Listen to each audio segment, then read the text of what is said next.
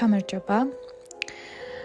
მოდი ახლა ჩვენ ერთად შევიდეთ მე-7 არქეტიპის ენერგიებში. განვიცადოთ, ავხსნათ ინფორმაციის მიღებასთან ერთად ჩვენ ასე ვთქვათ ვაქტიურებთ იმ კონკრეტულ არკანს, ენერგიას და ვეცნობით, ვცდილობთ, რომ უფრო სხვა ღრმა ასპექტებში შევიგრძნოთ თუ რას ნიშნავს. კარგი, მოდი რა საკრალურ თემებს ეხება ზოგადად მე-7 არქეტიპი გავიაროთ და რატომ არის ძალიან მნიშვნელოვანი, რომ ეს ენერგია, რაში გვეხმარება ზოგადად ეს ენერგია და რა გზა უნდა გამოვიაროთ. მე-7 ენერგია ეს არის ზედამხედველობის და პირველობის არქეტიპი. ის უკვე იმ შინაგან მოცემულობებით იბადება და იმ შინაგანი მდგომარეობით იბადება, ესე ვთქვათ, პრივილეგირებული. ზუსტად ამ პრივილეგიით, ზედამხედველობის და პირველობის შესაძლებლობებით. და თავადაც აი თვითონ კარტის სახეხატოვან გამოვლენებასაც რო დააკვირდე, ხო?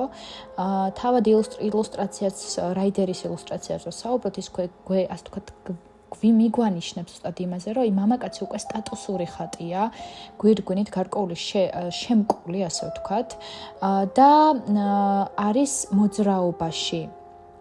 უდიდესი სიჩქარით და სიმძლავრით ეტლით მიემართება რაღაცისკენ. და ის ყოველთვის მოძრაობაშია.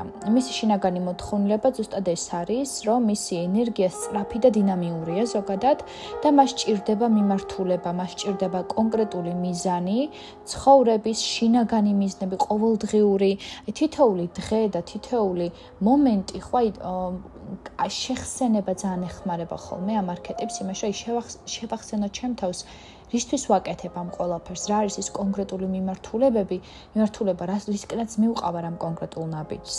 სტრუქტურა არ უჭერთ, ძალიან კარგად შეუძლიათ. მისი მთავარი გამოცდაც ხდება სწორედ მატერიალურ სამყაროში, ზუსტად ამის მოპოვება. ასე ვთქვათ, ეს ადამიანები იბადებიან იმ შინაგანი მოცემულობით და მატერიალურ სამყაროში, თითქოს ეჩქარებათ ამ ყველაფრის მანიფესტაცია. ზუსტად იქიდან გამომდინარე, რომ ეს შინაგან თანსდევთ ეს მოცემულობა პირველობის, ზედამხედველობის, მართვის, ხო? აქედან გამომდინარე, მალევე ცდილობენ, რომ ეს ყველაფერი მატერიაში დაინახონ, ხო? იმიტომ რომ ახსოვს სულს უკვე არის იმ კონკრეტულ ცნობიერებაზე, რომ ხდება ამას, რომ მისთვის ძალიან ბუნებრივი და შესაძლებელია, ამიტომ მე-7 არქეტიპი ბუნებრივად აკეთებს მაგას. ამ ენერგიას არ უჭირს ზუსტად აი მსგავს, ასე ვთქვათ, მსგავსი საკითხებით საკუთარი თავის გამოვლინება, რასაც ქვია ლიდერობა, რასაც ქვია ზედამხედველობა, რასაც ქვია აქტიურობა, სტრუქტურა, მიღწევა, საკმაოდ აქტიური მასკულინური ენერგია. და ძალიან სწრაფად აღწევენ დასახულ მიზნებს, ანუ საკმაოდ, ასე ვთქვათ, რაც შეიძლება მე-9 არქეტიპის წარმომადგენელმა, მაგალითად, რაზეც აუცილებლად ვისაუბრებთ, მაგალითად, შეიძლება მოამდომოს 2 დღე, შეიძლება გააკეთოს, ასე ვთქვათ, მე-7 არქეტიპის წარმომადგენელმა 1 საათში, მაგალითად, ხო, ანუ ძალიან საკმაოდ, ასე ვთქვათ, დინამიური ენერგია. ძალიან ამბიციურები არიან, რადგან ეს მეფური სტატუსი უკვე აქვთ, შინაგანის თავად ხვდებიან საკუთარ ღირებულებას, ეს სტატუსურობა და სხვა შორის ამიტომაც არის ძალიან მნიშვნელოვანი, რომ აი ახლა რასაც აღწერ, ეს არის მე-7 არქეტიპის მაღალი გამოვლინება. ხო? და ამისთვის რომ ის შევიდეს ამ ასე ვთქვათ, კარიბჭეში, მე-7 ენერგიის კარიბჭეში ადამიანი, ხო? აუცილებელი რომ მე-6 არქეტიპი გამოიაროს და მე-6 არქეტიპის საევოლუციური საკითხები ჩახუროს. ძალიან მნიშვნელოვანია, ეს არის მისი წინარე დაბადების ზონა, მე-7 არქეტიპის წინარე დაბადების ზონა, ამიტომ ძალიან მნიშვნელოვანია, რომ მან როდესაც ჩვენ მაგალითად ვცდილობთ, რომ აქტივაცია გავაკეთოთ მე-7 არქეტიპის, მე თუ არ მაქვს მე-6 არქეტიპის საკითხები გავლილი, ამას მე ვერ გავაკეთებ. ამიტომ აუცილებელია არკანოლოგიაში ადამიანი ეტაპობრივად მიყვეს თითოეულ ენერგიას და თითოეული ენერგია ეტაპობრივად გააქტიუროს, ეტაპობრივად გაეცნოს. ზუსტად ეგ არის, რომ აი რო შევადაროთ მე-7 არქეტიპი, ეს არის იმპერატრიცას და იმპერატორის ენერგია. წარმოიდგინეთ, რამხელა პოტენციალი აქვს მე-7 არქეტიპს. ანუ ეს არის მატერიალური მართველობა, როგორც ფემინასი, ასევე მასკულინური ნაწილის ადამიანის. ამიტომ მე-7 არქეტიპისთვის ძალიან მნიშვნელოვანია, რომ ეს ორი საწყისი იყოს დაბალანსებული. ანუ მისი ფემინა და მისი მასკულინური ნაწილი არ უნდა იყოს კონფლიქტური. განსაკუთრებით თუ მამაკაცი მამაკაცია, მამაკაცის შემთხვევაში არ უნდა ხდებოდეს ფემინური ენერგიის დაკნინება ქალების სახით და ქალის საშუალებით არ უნდა მოხდეს მამაკაცური ენერგიის დაკნინება მამაკაცების საშუალებით. ძალიან ხშირად გვხვდება ეს ასპექტი, როდესაც ჩვენ ხვდებით ამ ენერგიას ბედის მატრიცის რუკაში. დიახ, და რას გულისხმობს, ხომ, ეს არის მატერიის მართვა. და ზუსტად მე-7 არქეტიპის ერთ-ერთი მნიშვნელოვანი ცდუნება არის ზუსტად ეს გამარჯვების ფენომენი, ეს დიდების ფენომენი და მესამე იმპერატრიცა და მეოთხე იმპერატორი ზუსტად ეს არქეტიპები ასე ვთქვათ ცდუნდებიან და გამოცდებით ასე ვთქვათ ცოტა ცდუნებები მოდის ზუსტად მატერიალური პლანიდან სულიერ გზაზე ყოველთვის და არ წავიდე ხისტ და უშინაარსო მატერიალური დოვლათის მოპოვებაში, რომელშიც არქეტიპს ეგახასიათებს, რომ ისე შეიძლება გაიტაცოს კონკრეტულმა მიზანმა, ისე შეიძლება გაიტაცოს რაღაცამ, ხო, რაღაცის მიღწევის სურვილმა, იმიტომ რომ ხშირ შემთხვევაში ამიტომ არის ძალიან მნიშვნელოვანი, რომ მე-6 არქეტიპის გზა გაიარსონ, მე-6 არქეტიპი უკავშირდება სწორედ თვით სიყვარულს, თვით შეფასების ფენომენს და თუ ეს ფაქტორი ჩვენ არ გვაქვს დაბალანსებული, თვით შეფასება, თვით ღირებულების ფაქტორი, მაგ სიყვარულის დანაკლისი, ხო? მაქვს ყურადღების დანაკლისი და რაც არ უნდა იყოს ეს ვალიდაციის მოთხოვნის საშუალება შეიძლება ჩემთვის იყოს ის, რომ მე რაღაცა გარკვეულ კარიერულ სიმაღლეს მივაღწიო და რაღაც ეტაპზე აი ეს დიდებით ცდუნება ზუსტად იმათ შემთხვევაში ხდება, ვისაც თვითღირებულება აკლია, ანუ საკუთარ თავთან, საკუთარ თვით შეფასების ნაკლებობის ანაზღაურება და ჰიპერკომპენსირება ზოგადად ადლერი უწოდებს ამ ჰიპერკომპენსირების ტერმინს იყენებს ზოგადად ადლერი, როდესაც ასე ვთქვათ ის იკვლევდა ზუსტად ამ კომპლექსების ფენომენს, ეს ჰიპერკომპენსაცია არის ზუსტად ის, რომ მე რო თვით შეფასების ნაკლებობა მაქვს, მე რაღაცით ვცდილობ ამის კომპენსირებას, ანუ ანაზღაურებას და ეს შეიძლება მე რაც უფრო მეტი მჭირდება მატერიალურ პლანზე და რაც უფრო მეტის მომაგრება მჭირდება, მეტი სტატუსი მინდა, მეტი აღიარება მინდა, ხო? მით უფრო ნაკლები მაქვს თვით შეფასება. ამიტომ მე არქეტიპს ემუქრება ზუსტად ეგ, რომ ზედმეტი კონცენტრაცია მიზნებზე, ზედმეტად კონცენტრაცია, ანუ overworking-ი, ზედმეტად დატვირთვა საკუთარი თავის. მესამე იმპერატრიცა ეს არის მოდუნება, ხო?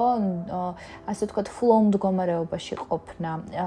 ქალური ენერგია, იმპერატრიცა, ქალღმერთული ენერგია არის რეალურად არ ჩქარობს, ხო? ის ხდება უკვე, რომ ყველაფერი სადაც აქვს, ისედაც ღირებულია, მას არ ეჩქარება, რაც უფრო მეტად მეჩქარება რაღაცის მიღება, მით უფრო მეტად მიჯაჭული ვარ მაგ რაღაცაზე, ხო? და სადაც მიჯაჭულობა, იქ კონტაქტი არ არის საკუთარ თავთან, ხო? ანუ სადაც მიჯაჭულობა, იქ მაქვს აი ეს ფაქტორი, რომ რაღაცა მგონია და უნდა შევივსო ის დანაკლისი, იმიტომ რომ არ ვარ სრულქმნილი, სრულყოფილი, მაგრამ სრულყოფილების ფენომენი რისკენაც ჩვენ მივილტვით სოციალური, ამიტომ ეს არქეტიპს ასევე ნახეთ რა აქვს, ეს მე-6 არქეტიპის გზა უნდა გაიაროს და თუ არ გადის ამ ყველაფერს, ამ ენერგიას რა ემართება, იცით, რომ აი ზუსტად ამ სრულქმნის მოლოდინში და ამ სრულქმნის მოტივებით, მიზნებით, ანუ მუდმივი ამბიციებით, მუდმივი რაღაცებით ხო ხდება ეს დროებითი ახტაცება საკუთარი თავით, მაგრამ ეს ძალიან დროებითი, იმიტომ რომ როდესაც ეს ახტაცება მოდის ზუსტად იმიდან, რომ მიღწევა მასთან ასოცირდება დამსახურებასთან რაღაცის საკუთარ თავთან და ზუსტად ეგ არის, რომ მას უნდა სიყვარულის, მას უნდა აღიარების, მას უნდა რაღაცის დამტკიცება საკუთარი თავისთვის. ხო, ამიტომ ეს არის საკუთარ თავში დაურწმუნებელი, ასე ვთქვათ, წინამძღოლი, ან მებრძოლი თუნდაც, რომელსაც მართავს მასა. ზუსტად ეგ არის მე-7 არქეტიპი კი არის უკვე აქ ადამიანს მოცემული შინაგანად მართლობითი შესაძლებლობები, მაგრამ როდესაც მე-6 არქეტიპის გზა არ მაქვს ბოლომდე ჩახურული, არ მაქვს ევოლუციონირება ჩემში ამ ენერგიის, ანუ სუბლიმირება, ევოლუცია არ მოხდა, ხო, ჩემში მე ვერ გამოვავლინე ის რაღაცაში, მე ვერ გავამყარე საკითხი მე-6 არქეტიპით, ხო, ჩემთან ის აქედან გამომდინარე ხდება ზუსტად ეგ, რომ მართავს მას ამას, მართავს მას სოციალური ნორმები, მართავს მას სოციალური სტანდარტები და ზუსტად ეგ არის, რომ იმ დიდებას, იმ თვითკმარობას და იმ დიდებას ვერ მიდის იქამდე. ხო, ასევე ძალიან მნიშვნელოვანი ფაქტორია არჩევანის გაკეთების ფენომენი, რაც ასევე მეექვსე არქეტიპს უკავშირდება. მეშვიდე ენერგიის მიმართულების, სწორი მიმართულებები და სწორი მიზნები კონკრეტულად არის დაკავშირებული ზუსტად იმასთან, რომ მე რა მდგომარეობიდან ვისახავ მიზანს, მე რა მდგომარეობიდან მინდა რაღაცის მიღწევა, ხო?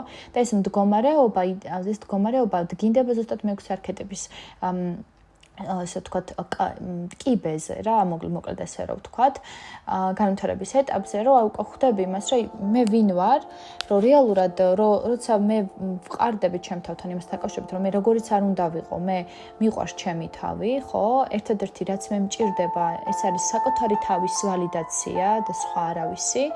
ეს რო ქრება, შემდეგ ხვდები იმას, რა მინდა და რა მიზანი არის უბრალოდ სხვების გასაოცებლად, სხვებში აღტაცების გამოსაწვევად, კონკრეტული პირები ყავს ყველა, სხვა ავტორიტეტული პირები, რომლებიც შეიძლება იყვნენ, ასე ვთქვათ, ჩემ ფსიქიკის დონეზე და არ იყოს ეს რეალური ადამიანი, ზოგჯერ რეალური ადამიანებიც ყავს, ხო, ეგეთი ვისშიც გვინდა რომ რეალურად ეს აღტაცება გამოვიწვიოთ. ამიტომ აი ეს საკითხი არის ძალიან მნიშვნელოვანი. ეგრევე მეშვიდე არქეტიპს უჭირს მიზნების დასახვა, უჭირთ პროექტების ბოლომდე მიყვანა, შეიძლება ძალიან ბევრი რაღაცა დაიწყოს, ძალიან ბევრი რაღაცა შეეჭიდოს ერთბაშად, მაგრამ პრობლემა ზუსტად ის არის, რომ ძალიან რაღაცა გარკვეული დროის განმავლობაში ამ აღტაცებას კარგავს. და ეს ხო ჩვენს ძალიან უჩვეულოა მათთვის აი ეს განცდა იმისი, რომ ზოგჯერ არის ხოლმე, რომ აქვთ ეს შინაგანი შიგნით ეს შეგრძნება, რომ თითქოს დაკარგული აქვთ ეს კმაყოფილების განცდა, აღტაცების განცდა რაღაცები, ზუსტად იქიდან გამომდინარე, რომ მე ვერ მივხვდები რა არის იქ, რა არის ჩემი, რა მიზანია ჩემი და ზუსტად ეს პატარა მინი მედიტაცია, რაც გავაკეთე მეშვიდე არქეტიპზე და რაც ჩემთან რა სახეხატებიც მოვიდა ხარ, რასაც მე თქვენ აგღიწერთ, ხო? ეს კიდევ უფრო კარგად დაგანახებთ ამ ფილოსოფიას და რამდენად მნიშვნელოვანია მე გავიცნო ჩემი თავის მიმართ შეხედულებები, ხო? ეს თვითშეფასების ფაქტორები, თვითსიყვარულის, თვითმიმღებლობის თემები დავამუშაო. და ზუსტად ეს აი აღტაცების ნაკლებობა და მრავალი პროექტების რაოდენობა და აი ეს შინაგანი თემა, ის ხშირად არის ხოლმე რომ მიზანის და სანამ შორი ეს აღტაცება აქტუალურია ჩემში, მაგრამ როგორც კი ხდება იმის მიღწევა, მე იქ ხდება ზუსტად ეს ასე ვთქვათ, სრული ჩამონგრევა შინაგანი იმ კუთხით, რომ ქრება სადღაც, ანუ ის განცდა, რომ თურმე აი რას ვიგრძნობდი, მაგრამ რეალურად არაფერი ისეთი აქ აღარ არის. ზუსტად ის ვარ, ვინც ვიყავი აქამდე და ზუსტად იმ ყოველფრის წინა, იმ კონკრეტული შინაგანი მდგომარეობით ვარ, ისე რა მდგომარეობითაც ვიყავი მანამდე, სანამ ეს მიზანი გაჩნდებოდა. ეს არის პირდაპირ პასუხი მეშვიდე არქეტიპის წარმომადგენლისთვის, რომ ის არ იცნობს საკუთარ თავს, აქედან გამომდინარე ემაგრება ისეთ პროექტებს, ისეთ ადამიანებს, ისეთ მიზნებს ისახავს და მიმართულებებს ირჩევს ცხოვრებაში, ხო? რაც რეალურად ან მეექვსე არქეტიპი გულის ცენტრის ენერგია და მე თუ ჩემი გულს რა უნდა და ჩემს სულს რა უნდა, ჩემს შინაგან რაობას რა უნდა, ეგ თუ არ გავიცანი, ხო? თან ნახე, როდესაც ზედამხედველობის და ანუ მართლობის და ცოტა ისეთი მეფური ენერგია, ამიტომ ვეცდები, რომ სხვის თვალში ეს სტატუსი, ეს მეფურობა შევინარჩუნო, როცა მეექვსე არქეტიპის კონცენტრაცია გარეთ მიდის ზოგადად. და თუ ეს არ მაქვს მიმუშავებული, მინდა თუ არ მინდა გაუცნობიერებლად ეს ვალიდაციები გარედან ყოველთვის მომინდება, ამიტომ სტატუსის შესანარჩუნებლად შეიძლება ვაკეთო და ვისახო მიზნები, როგორ ჩემი დამკვირვებლის, გარეშე დამკვირვებლის პოზიციიდან განსაზღვრო. გულის ცენტრიდან კი არ ავირჩიო, არამედ გარეშე დამკვირვებელს მივცე იმის საშუალება, რომ იმან აირჩიოს, საით მივდივარ. რეალურად ეგრე არ არის. ახლა მინდა გაგიზიარო მედიტაციის სცენარი, რაც დავინახე და ვფიქრობ ძალიან საინტერესოა. ასევე ძალიან კარგი იქნება, რომ თავადაც გააკეთო. რაიდერის ტაროს არკანი შეგიძლიათ დაიჭირონ, შეგიძლიათ გახსნა მისი ფოტო სურათი. და მედიტაციის პრაქტიკა ძალიან მარტივია, მაგრამ საკმაოდ ძალიან საინტერესო პასუხებს იძლევა. კონკრეტულად ჩვენში მეშვიდე არქეტიპის ენერგია რა მდგომარეობაშია, რა პოზიციაშია, რა ჭირდება, თავად მოგცემს მედიტაცია პასუხებს.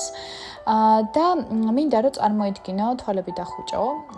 ანუ ეს ასე ვთქვათ, მინდა რომ იყვე ამ ინსტრუქციას ახლა რასაც ვიტყვი, არ არის აუცილებელი რომ შენ მიამყვე ახლა და ახლა გააკეთო, შეგიძლია უბრალოდ ინსტრუქციას მოусმი და შემდეგ თავად გააკეთო. ძალიან მარტივი შესაძლებელია. ამისთვის აუცილებელი რომ ფოტო გედოს წინ ზერ ცოტა ხანი დააკვირდი ამ ფოტოს, დააკვირდი დეტალებს მასში, დააკვირდი იმას რა ხატია, იგრძენი ენერგია ამ ასე ვთქვათ არქეტიპის, იგრძენი იმ ადამიანის თუნდაც აი შენ ეზეთ როგორ თუ ილაპარაკებდა, როგორ ილაპარაკებდა, თუ იტყოდა, რას იტყოდა.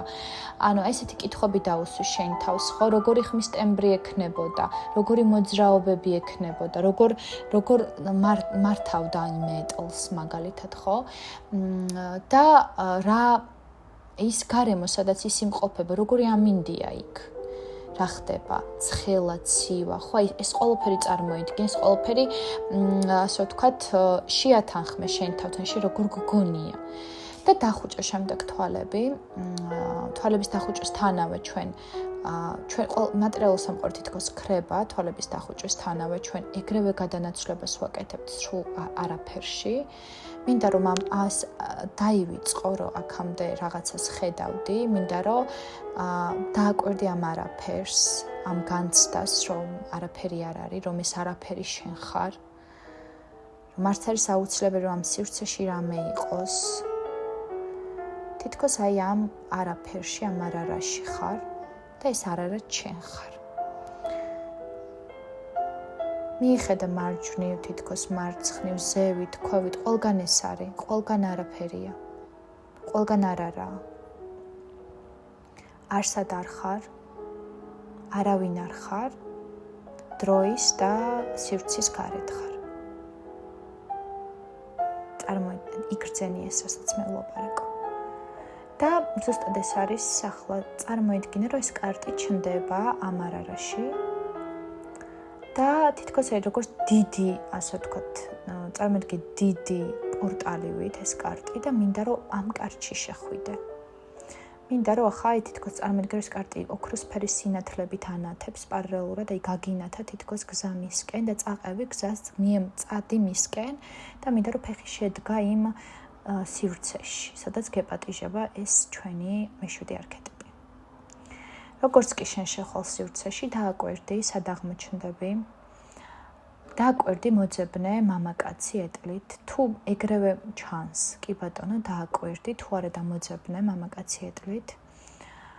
დააკვირდი, სად არის, რას აკეთებს, როგორი ამინდია, რამე სიძახის თუ არა, რამე უჭირავს თუ არა ხელში, როგორ გამოიყურება, მიდი მასთან მიუახლოვდი, ან თუ ის მოგიახლოვდა კიდევ უკეთესი, მიუახლოვდი მას, გამოელაპარაკე, უთხარი რაც შენ გინდა, დაუსვი კითხვები,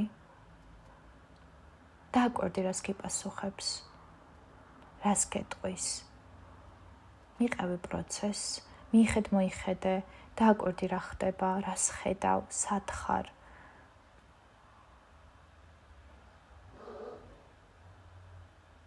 მინდა რომ იგრძნო, იქაურობა. შენი აზრით როგორ რას განიცდის ადამიანი, რა შთაბეჭდილება გრჩება, რას გელაპარაკება, როგორი გუნება განწყობა აქვს, რამის გაწვდის თუ არა, რამის გაძლევს თუ არა. შეგიძლია თხოვო, რომ მითხარი რაღაც, მირჩიე რაღაც, მითხარი რაღაც. ან კითხე შენ თავადაც რაც გაინტერესებს. უთხარი, რომ კითხე რა მიზანი აქვს, რა უნდა. კითხე რა მიზანი აქვს, რა უნდა და რა პასუხს გაგცემს. ეს არის ეს პატარა მედიტაცია, რაც თავადაც გავაკეთე. დანარჩენი ძალიან რას ნახავ, ჯერ როგორ ნახავ და მაქედან გამომდინარე შეგვიძლია მე სცენარი განვავითაროთ. საკმაოდ ინდივიდუალურია, ყველასთვის ის თითოეული მედიტაცია. მაქედან გამომდინარე, ახლა კონკრეტულად მარათონი მზადდება ამ თემასთან დაკავშირებით, სადაც 22 უმაღლეს არქეტიპთან გვექნება ზუსტად ასე შეხება, ზუსტად ესე განვიხილავთ იმ ყველაფერს, ამ თემებს გავივლით და პარალელურად მედიტაციებსაც გავაკეთებთ და მედიტაციების საშუალებით მოხდება შემდეგ ანალიზი იმისი რა ხდება ჩვენს ცნობიერებაში, ეს ენერგია რა დონეზეა, სად ვართ და ვცდილობთ უკვე რომ სხვადასხვა ეტაპებით შემდეგ რამოდენიმე მცდით ჩვენ შევიდეთ კონტაქტში მედიტაციების საშუალებითაც ამ კონკრეტულ არქეტიპთან და ენერგიასთან. კარგი, ახლა რა არის ის რაც მე ვნახე? რა არის ახლა მე რაც მომივიდა და ძალიან საინტერესო რაღაც მომივიდა ამ მედიტაციის პროცესში სხვათა შორის. თითქოს აი უზარმაზარ ეტლზე იდგა ეს მამაკაცი და რატო ვყვები ამას, ეს ძალიან საინტერესო სახეხატი მოვიდა და საინტერესო სცენარი მოვიდა. კვერთხით, რომელიც დიდი პუბლიკის და ოვაციების წინაშე წრეზე დადიოდა. ეს წრეზე სვლა მეშვიდე არქეტიპს ახასიათებს, ანუ ერთი და იგივე პატერნებში ტრიალი. ზუსტად იმის გამო, ნახეთ, აი ოვაციები რო ვნახე, ოვაციების წინაშე თითქოს სხვების თანდასწრებით რაღაცების კეთება. და მე მივედი, რომ ვუთხარი, მე მივედი და რაღაცა ვუთხარი, და თვითონ მიპასუხა, რომ მე ვუთხარი, შენ უფრო მეტისთვის ხარ დაბადებული მეთქი, ანუ არა იმისთვის, რომ წრეზე იარო თქო. კონტაქტში შევედი თითქოს და მე გავიმარჯვებ ამ თამაშში, ესე მიპასუხა. და ისინი ნახავენ ჩემს გამარჯვებასო, ესე მიპასუხა. და რა ვუთხე, რომ რეალური გამარჯვება მეთქი აი ამ საზღვრების, აი ამ გალავნის რაშიც ტრიალებ, იმის გარეთ არის მეთქი. და შევთავაზე, რომ თუ გინდა ერთად გავახციოთ მეთქი ან გალავნის იქით და ვნახოთ რა ხდება თქო, ანუ მოგზაურობისკენ მოვუწოდე, ხო? იმიტომ რომ მეშვიდე არქეტიპი არის მოგზაურის არქეტიპი და რომ შევხედე, რომ ის თითქოს ერთ წრეზე ტრიალებდა, რაღაც ერთ სივრცეში იყო, რეალურად მათთვის ძალიან დიდი მნიშვნელობა აქვს, აი ახალი ადგილების მონახულება. მივხვდი, რომ ამ მედიტაციაში თითქოს ის გაჭედილი იყო ერთ ადგილას, ზუსტად იმის გამო, რომ ელოდა ვიღაცაში გამოეწვია ის ემოციები, რაც მას წყუროდა რა, საკუთარ თავთან დაკავშირებით და მომუწოდა იმის რა, თითქოს მომუწოდა, რომ მოგზაურის არქეტიპი მინდოდა, რომ გამეაქტიურებინა მასში, მომდომებოდა, რომ მას ის გასულიყო საზღვრებს იქით. და ზუსტად ესე ვთქვათ, და ერთად გავახციეთ გალავნის იქით, შემდეგ უჩქარესად ატარებდა ეტლს და ვკითხე, ახლასაც წახვალ მეთქი და აი გარშემო იყო ულამაზესი ხედები, მართლა ულამაზესი ისინი ჩანდა, ასე ვთქვათ, დანიშნულების ადგილები. და მე თითქოს მიმოიხედა თვითონ და მითხრა, რომ აქეთ არა, იქით უნდა წავიდეო, თვითონ მითხრა, იქით უნდა წავიდეო. და რატო იქით მეთქი ვკითხე და აი იმიტომ რომ გრძნობ რომ იქით უნდა წავიდეო, აი გრძნობ ამასო და მე მეუპასუხე რომ ხედავ მეთქი, როცა აღარ ფიქრობ იმაზე ვინ გიყურებს მეთქი, ირჩევ იმას რაც შენ სულს აინტერესებს თქო.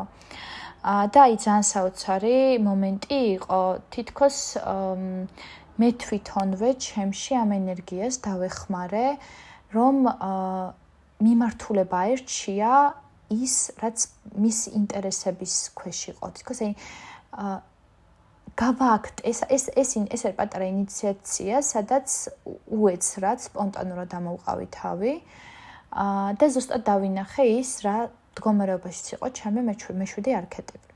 ძალიან საინტერესო თქვენთან რა სახეხატები მოვა, ძალიან საინტერესო თქვენთან რა იქნება. ეს პატარა მედიტაციები არის არაცნობიერ დონეზე რაღაცა გარკვეული საკითხების, მედიტაციების საშუალებით, ვიზუალიზაციის საშუალებით დამუშავება.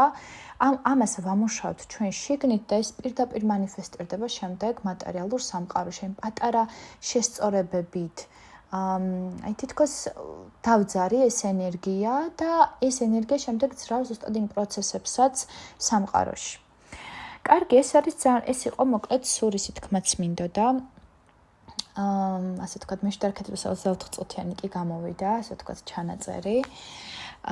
მაინტერესებს მოკლედ რა ისინი გექნებათ, ასე ვთქვათ, რა შედეგები იქნება მის დროს, მედიტაციების დროს. ძალიან მაინტერესებს, შეგიძლიათ კომენტარებში მიუთითოთ ამ ვიდეოს ქვეშ, ან შეგიძლიათ პირადშიც მომწეროთ და გამაგებინოთ რა რა ნახეთ?